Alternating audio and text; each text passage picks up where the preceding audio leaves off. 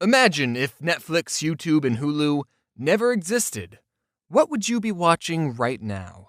Would you be watching this? I don't think so. You'd be watching this box right here. A television? On this device, instead of picking what you wanted to watch and when you wanted to watch it, the television would decide all that for you. And instead of watching a single 5-second skippable ad in the beginning, you'd have to watch 5 30-second long unskippable ads. Can you think of anything more annoying? An advertisement right in the middle of your show?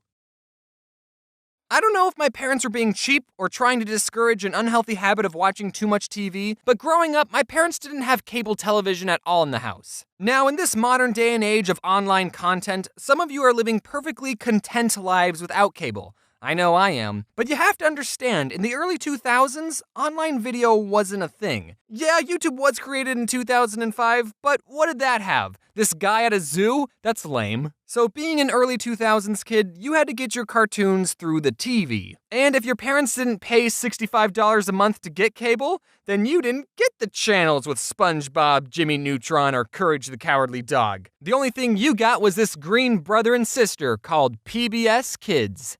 And whatever these things were. PBS Kids stands for Public Broadcasting Service. Kids. That meant all the shows on PBS Kids were government or privately funded. So the shows on PBS didn't really have any commercials per se, but they did have the same sponsorship ads that would play a message before every show. If you grew up on PBS Kids, then Juicy Juice and Where a Kid Can Be a Kid is just engraved in your memory. And also, every show would thank you, the viewer, for watching, and I think that's really nice. So, everyone watching this, you're welcome. I'm kinda glad my parents didn't buy cable, because instead of spending hours of my time watching mindless television, I spent hours of my time watching television with morals and math. Yep, a lot of shows on PBS were either educational or taught you how to be a good person. The shows I'm going to mention had pretty crazy concepts, but the conflicts in each episode were very down-to-earth and slice-of-life-y, almost like the shows were made for children. Like in Clifford the Big Red Dog. It's a show about this girl's dog who grew up to be the size of a freaking house for no reason,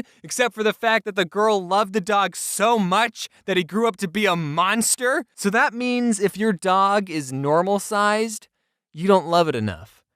And it probably doesn't love you. So yeah, a giant red dog is a pretty weird premise, but the episodes were about everyday things. Like this blue dog feels bad that he tore up his owner's sweater, and his friends tell him to just be honest, and he does, and everyone's happy. Or the episode where this new dog moves into town, but he's missing a leg, and then Clifford and his friends have to learn that having 3 legs still means you can accomplish a lot of things any normal human can do.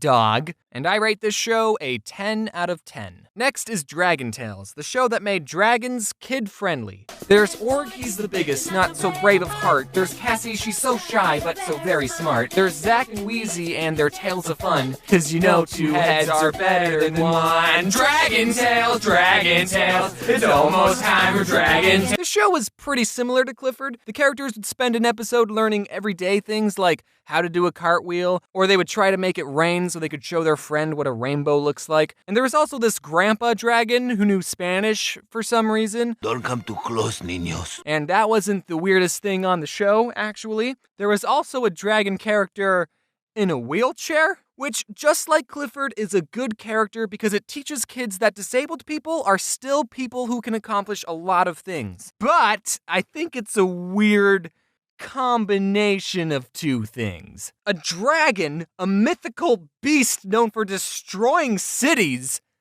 in a wheelchair? If you wanted to stop a dragon from destroying your city, then you just don't install wheelchair ramps anywhere. I should stop talking. I rate the show a 10 out of 10. Now let's talk about Arthur. Here's some fun trivia. Arthur is supposed to be an aardvark. Personally, I don't see it. Basically, it was a show about Arthur and his other furry friends learning lessons, but Arthur tended to tackle more serious subjects than the other 2 shows. Like, they have episodes where DW hears her parents get in a fight and she worries about them getting a divorce, or the episode where Arthur Falcon punches his little sister, and even having to deal with someone you know getting cancer. What?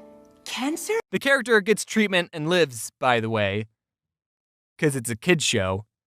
10 out of 10. Next, let's talk about my favorite show on PBS Kids, Cyber Chase. Cyber Chase, we're moving, we're beating Hacker at his game. Don't tell me that, won't get him every time. This show didn't teach kids morals or how to properly treat the disabled. It taught them something far more important. Math. Cyber Chase is set inside a virtual computer world, and this one character named Motherboard was supposed to be the queen/protector of this world, but she sucks at her job because the villain of the show, Christopher Lloyd, infects her with a virus. So now these three kids have to go on adventures using math principles to thwart the bad guy's plans to save Mommyboard. Motherboard? Motherboard?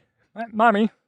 Mom, come back. Mommy, no. We need to save Mommyboard. And unlike all the other shows, this show had an overarching story. The kids would always get this close to saving Motherboard, but nothing they did worked. When I was a kid, I always wondered how much longer it would be until they finally saved her.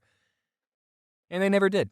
The show's been going on for 16 years, and they're still learning new math principles trying to save Motherboard. I think they're at calculus at this point. The show is teaching you slower than an actual school. What kind of a show makes you wait 16 years for a conclusion? Cyber Chase does, and it's one of the best shows ever created. 10 out of 10. One last show I want to bring up is called Caillou. All you need to know about Caillou is that I hate him. Caillou is a 4-year-old and a demon. He constantly throws a tantrum whenever he doesn't get his way. Even in his theme song, he mentions how much of a brat he is. Growing up is not so tough, except when I've had enough. And then he's crying like a child. Well, you're gonna have to grow up, Caillou. The world doesn't revolve around you. Now you might be thinking, James, this kid is 4 years old. Of course he's gonna be a brat. And I agree, but a big problem with Caillou isn't the fact that he's a brat, but it's with his spineless parents. Caillou's mom just lets him get away with everything. Whenever I misbehaved, you know what happened to me? I had to go sit in the timeout corner. You know what happens to Caillou? Nothing! Not once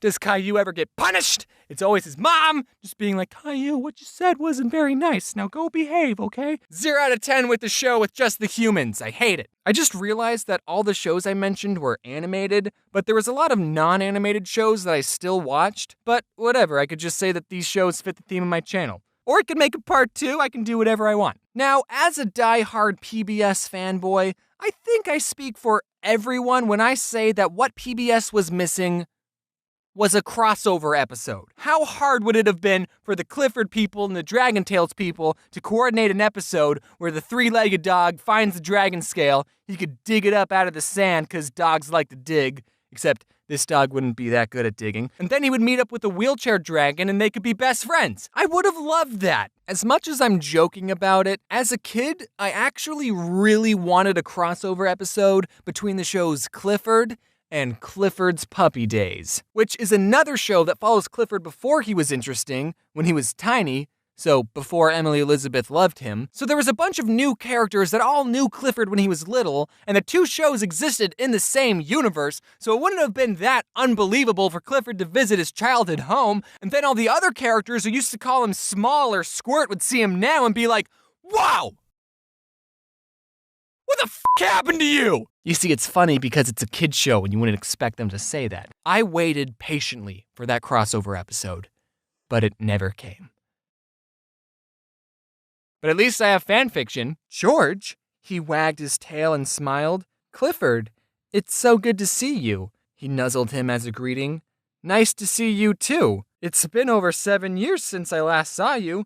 Yeah, it had, Clifford said happily. George turned his back to the hill. Here I come. There's no quotation marks, by the way. He got ready to tackle him. He punched George off, and they rolled down. Then, when they got to the bottom, George pinned Clifford, who was panting.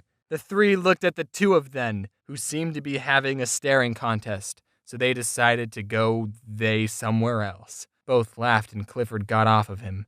He sat down and waited for George to stand up. So, what are we gonna do? The red dog said while quickly getting into a playing position. Okay, that's enough. Hello everyone, I'm back. Did any of you watch these shows as a kid? That's cool, I guess. As you could probably tell, I didn't post anything at all in the month of May. That's because May is my birthday month, so I didn't do any work in my birthday month. No, but for real though, I've been busy working on a book. I know YouTubers have a bad reputation of making crappy books, but this one's gonna be different. This one has pictures in it. It's going to be on sale in August, but you can pre-order it right now on Amazon, link in the description, and you'll be able to pre-order it at my booth at VidCon, and I was thinking of doing something special for the people who pre-order it at VidCon, like giving them a signed copy. Sorry if you're not going to VidCon. So if you wanted to pre-order it and you're going to VidCon, wait to pre-order it there. Also, sorry for the people not going to VidCon. Oh yeah, I'm going to go to VidCon. I don't think I ever officially announced that. I'm going to make a dedicated video next officially announcing the book, and I'll talk more about it there, so cool. Thanks for watching, and thanks to the amazing people who helped color the pictures in this video. You should check them out. They're all very talented artists. Shout out to Declan and wear your seatbelt.